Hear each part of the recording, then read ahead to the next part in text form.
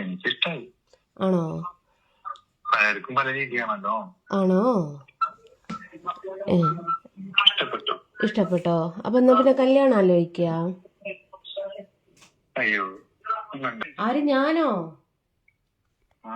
ഞാൻ നിന്റെ അച്ഛനാണ് സത്യം. ഞാൻ കല്യാണം കഴിച്ചില്ല.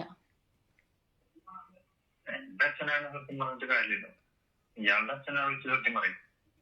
അങ്ങനല്ലല്ലോ. ഞാൻ ഇയാള് എന്നെ സ്നേഹിക്കുന്നുണ്ടെ ഞാൻ ഇയാളുടെ അച്ഛനല്ലേ പറയേണ്ടത്. അയ്യോ,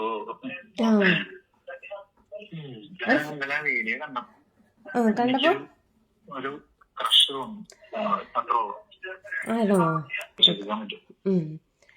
ആണല്ലേ? അപ്പൊ അമ്മനെ കാണാൻ എങ്ങനെയുണ്ട്? അല്ല, എന്റെ അർത്ഥത്തിലെ തന്നെ ഞാൻ വിശ്വസിക്കാൻ പബ്ലിക്കായിട്ടൊരു വീഡിയോസ് ഇട്ടിട്ടാണ് കോണ്ടാക്ട് ചെയ്തേക്കണത്. അതെയോ? തന്നെ അമ്മേനെ കാണാൻ സുന്ദരിയാണോ?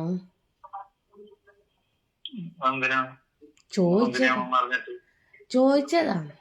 അല്ല, നാട്ടിലുള്ള പെൺപിള്ളേരെയൊക്കെ നിനക്ക് സുന്ദരിയായിട്ട് തോന്നുമ്പോ നിന്റെ അമ്മേനെ സുന്ദരിയായിട്ട് നിനക്ക് തോന്നിയിട്ടുണ്ടോ എന്നുള്ളതൊന്ന് അറിയാൻ വേണ്ടിയിട്ട് ചോദിച്ചതാണ്.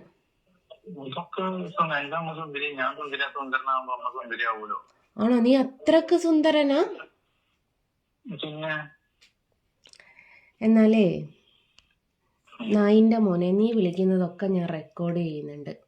സോഷ്യൽ മീഡിയയിൽ ഒരു നമ്പർ ഇട്ടിക്ക് വിചാരിച്ചിട്ട് കണ്ട പെണ്ണുങ്ങൾക്ക് ശാലീന സുന്ദരിയാണ് ഇടക്ക്.